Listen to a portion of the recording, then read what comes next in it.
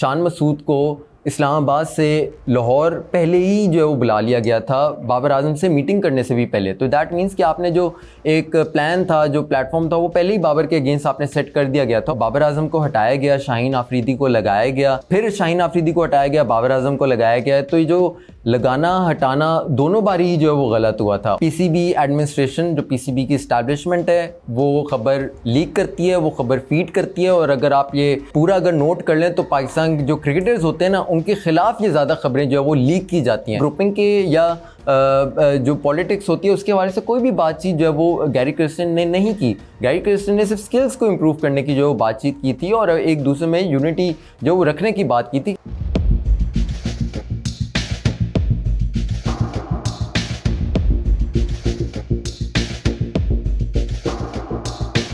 Betting companies की जो advertisement होती थी उसको, उसके ऊपर आवाज़ उठाई थी बाबर आजम, मोहम्मद रिजवान, फ़खर जमान, ये वो लोग हैं जिन्होंने पहली बार उस पर आवाज़ उठाई थी। और काफ़ी करोड़ों के जो इनके पास कॉन्ट्रैक्ट हो सकते थे, जो बेटिंग कंपनीज़ ने इनको ऑफ़र की थी, वो इन्होंने नहीं की। एट द सेम टाइम जब आप the other side of the story देखो तो इन्हीं बेटिंग कंपनीज़ ने जब आपकी मुख्तलिफ फ्रेंचाइज़ को स्पॉन्सर करना था तो उनको करोड़ों का जो है वो फ़ायदा देना था। पीसीबी के अगर किसी भी मैच में इनकी एडवर्टीज़मेंट होती है, वो ब्रॉडकास्ट राइट्स में भी उनका जो है वो इंक्लूड किया जाता है, तो वहाँ से बहुत ज़्यादा पैसे जो है वो जनरेट होने थे। तो इसी वजह से पीसीबी की जो इस्टेब्लिशमेंट है, ये फैक्ट है कि उनको पसंद नहीं आया जिस तरह से पाकिस्तान क्रिकेटर्स ने उस पर आवाज़ उठाई थी। और वो एक तरह से नाला भी थे और इसमें एक तरह से मीडिया हाउसेस का भी रोल होता है, क्योंकि मीडिया हाउसेस में जब वो आपकी ब्रॉडकास्ट होता है मैच, तो उसकी एडवर्टीज़मेंट होती है, तो मीडिया जो है उसको नशर करता है, तो आपको ब्रॉडकास्टिंग के भी जो है उस पर पैसे मिलते हैं। तो इनका एक क्रिकेटर्स का रोल था, जहाँ से पहली बार जो आप कहते हैं ना कि जो पहला स्टेप एक लिया गया, जहाँ से इनको इनसिक्योरिटी पाकिस्तान क्रिकेट बोर्ड को महसूस हुई। फिर दूसरी बात देखें, एनओसीज़ का मामला जो बहुत ज़्यादा एक सामने उठ कर आया था, स्पेशली जब ये नवंबर दिसंबर में जब ऑस्ट्रेलिया और न्यूजीलैंड का टूर पाकिस्तान क्रिकेट टीम कर रही थी। एनओसीज़, ये बिल्कुल ठीक बात है कि साल में पीएसएल के अलावा 2 जो है वो लीग्स देनी चाहिए, ठीक है, बिल्कुल ठीक है, क्योंकि नेशनल ड्यूटी आपकी जो वो पहले होती है, पाकिस्तान इज़ ऑलवेज फर्स्ट। लेकिन पीसीबी की जो इस्टेब्लिशमेंट है उसको ये भी देखना चाहिए कि अगर आप एनओसी किसी भी XYZ लीग का दे रहे हो तो फिर आपको उसको जो है वो फुली आप एनओसी दो। ऐसा नहीं कि 2-3 मैचेस के लिए दे दो, या फिर अगर मैचेस पाकिस्तान क्रिकेट टीम के नहीं हैं और वो लीग चल रही है तो आप फिर भी उसको जो है वो इजाज़त क्रिकेटर को ना दो कि आप जो वो मैचेस लीग में ना खेलो। तो जब वो एपिसोड हुई थी तो उन्होंने ये कहा था कि हमारी जो एक रिस्पेक्ट है ना, या हमारा जो फ्यूचर का जो कैरियर है, इन लीग्स के साथ जो एफिलिएशन हो सकती है वो स्टेक पे लग गई है। क्योंकि कोई भी लीग अगर आप उनके अवेलेबिलिटी अगर आप अपनी देते हो 2-3 मैचेस के लिए, तो अगली बार जो अगला सीज़न होगा वो लीग आपको नहीं उठाएगी, वो क्रिकेट बोर्ड आपको पिक नहीं करेगा, वो उस प्लेयर को पिक करेगा जो फुली लीग के लिए अवेलेबल होगा। फिर डोमेस्टिक कॉन्ट्रैक्ट्स में 1.5 लाख की जो सैलरी होती है वो भी आप 3 महीने बाद जो वो रिलीज़ करते हो, वो भी थ्रू रीजन्स रिलीज़ करते हो। मुझे एक कॉल आई एक क्रिकेटर की जो डोमेस्टिक क्रिकेटर है जिसने पाकिस्तान को भी रिप्रेजेंट किया है, मेरा दिल दहल गया था जब उसने कहा कि जी 3 महीने से पीसीबी ने जो हमें तनख्वाह नहीं दी और मैंने अपनी बेटी का जो है वो ऑपरेशन कराना है। पीसीबी से जब कॉन्टैक्ट किया तो उन्होंने कहा कि भाई ये रीजन्स का जो है मामला होता है, रीजन्स जो है वो सैलरी रिलीज़ करती हैं।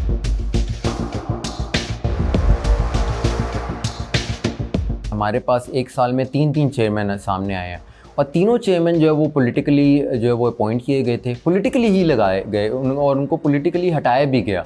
यानी कोई मेरिट या कोई जस्टिफिकेशन उसमें हमें कोई भी नज़र नहीं आई।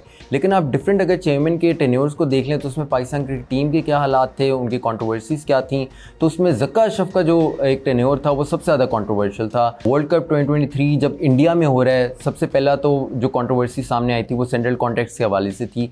कितनी अजीब सी बात है कि जब आपका वर्ल्ड कप जो है वो हो रहा है और उससे पहले जब आपका जून में फाइनेंशियल ईयर पीसीबी का बनता है तो उसी में सैलरीज़ वगैरह और वो साइन और सब कुछ जो है वो हो जाता है। लेकिन ये कितनी अजीब सी बात है कि वर्ल्ड कप एक हो रहा है और इंडिया में हो रहा है और वहाँ जाकर जो है वो पीसीबी अपना ऑफिशियल भेज रहा है फॉर द सेक ऑफ कि आप जो है वो अपने सेंट्रल कॉन्ट्रैक्ट्स पे साइन करवा लें। तो ये सबसे बड़ी एक पहले तो कंट्रोवर्सी थी, क्योंकि आपका क्रिकेट बोर्ड आपके प्लेयर्स को सेटिस्फाई नहीं कर पाया कि आपका ये कॉन्ट्रैक्ट है, तभी जो है वो ये बात जो वो कई महीनों पे जो वो चली गई थी।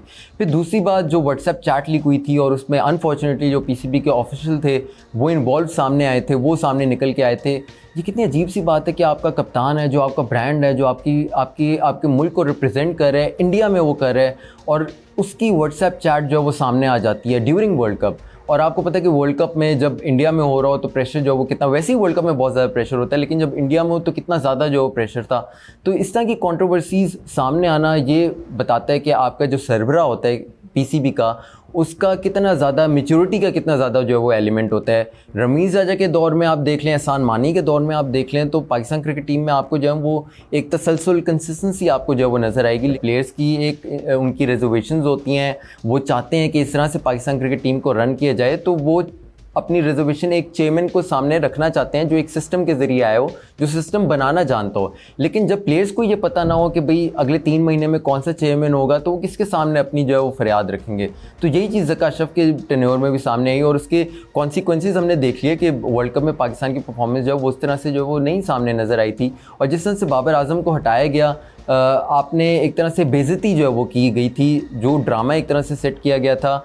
शान मसूद को इस्लामाबाद से लाहौर पहले ही जो है वो बुला लिया गया था, बाबर आजम से मीटिंग करने से भी पहले। तो दैट मीन्स कि आपने जो एक प्लान था, जो प्लेटफॉर्म था, वो पहले ही बाबर के अगेंस्ट आपने सेट कर दिया गया था। बाबर आजम को हटाया गया, शाहीन आफरीदी को लगाया गया, फिर शाहीन आफरीदी को हटाया गया, बाबर आजम को लगाया गया। तो ये जो लगाना हटाना दोनों बारी ही जो है वो गलत हुआ था, और अल्टीमेटली उसका क्या असर पड़ा, उसमें बातें ग्रुपिंग की सामने आ गई, पॉलिटिक्स की सामने जो वो बातें आ गई, performance ultimately Pakistan cricket team की डाउन होगी।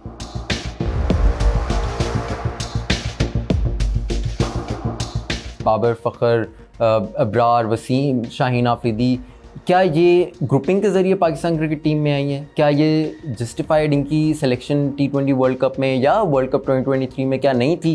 क्या ये हमारे ब्रांड नहीं है? क्या इनको टॉप की जो सेंट्रल कॉन्ट्रैक्ट की जो कैटेगरीज़ होती हैं, क्या उनमें इनको जो है वो प्लेस नहीं करना चाहिए? चूँकि सोशल मीडिया का और ये यूट्यूबर्स का बहुत ज़्यादा जो है वो इन्फ्लुएंस होना शुरू हो गया, इनकी प्रेजेंस बहुत ज़्यादा होना शुरू हो गई है, इनकी चीज़ जो कंटेंट होता है, इनकी बात बहुत सेंसेशनिज्म पे बेस करती है, बहुत ज़्यादा वायरल होती है। जो क्रिकेटर्स होते हैं और जो प्लेयर एजेंसीज़ होती हैं, जब इन पे सवाल इस तरह का उठाया जाता है, जब इनको पर्सनली हिट किया जाता है विदाउट एनी रीज़न, सिर्फ बयानबाजी जब की जाती है, तो इनका भी काम है कि ये अपना लीगल नोटिस लें, डिफेमेशन के केस डालें, क्योंकि अगर आप जब तक एग्जाम्पल सेट नहीं करोगे तो ये बात कहीं से कहीं जो वो निकल जाएगी। साया कॉर्पोरेशन ने भी और बाबर आजम ने भी ये स्टेप उठाया है, और जिन्होंने भी इनके ख़िलाफ़ जो बैटिंग के हवाले से जो T20 वर्ल्ड कप 2024 में और वो गाड़ियाँ ली और इस तरह के जो इल्ज़ामात लगाए कुछ यूट्यूबर्स ने, उनके ख़िलाफ़ जो है वो डिफेमेशन का जो है वो एक लीगल नोटिस जो है वो भेजा है। तो ये एक अच्छी बात है, ये एग्जाम्पल सेट करेगा, कहीं ना कहीं किसी ना किसी को इसका डर जो है वो ज़रूर बैठेगा।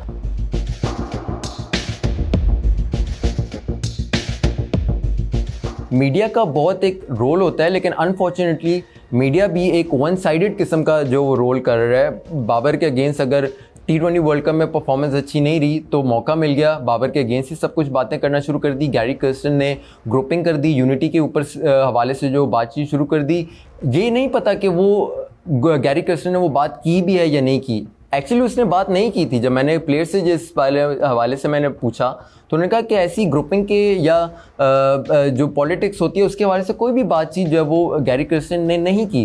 गैरी कर्स्टन ने सिर्फ स्किल्स को इम्प्रूव करने की जो बातचीत की थी और एक दूसरे में यूनिटी जो वो रखने की बात की थी कि इसी तरह एक दूसरे को जो वो सपोर्ट करें। लेकिन पॉलिटिक्स और वो वही बात कि आप जब आपका मीडिया जो है वो वन साइडेड एजेंडा लेके चलेगा और बैलेंस करके नहीं चलेगा तो वो फिर एक टाइम तक तो आपको व्यूशिप मिलेगी, लेकिन फिर वो चीज़ वो बात एक्सपोज हो जाएगी।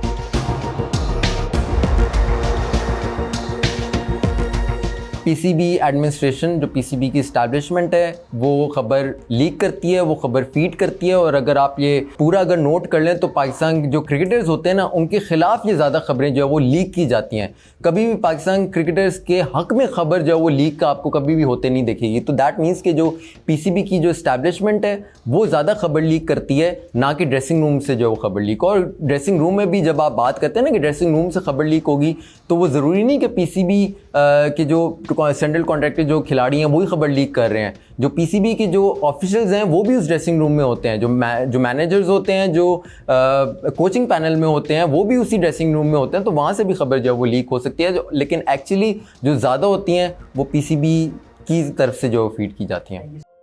Thank you for watching the full video. If you want to see more of such meaningful content, show your support by hitting the subscribe button.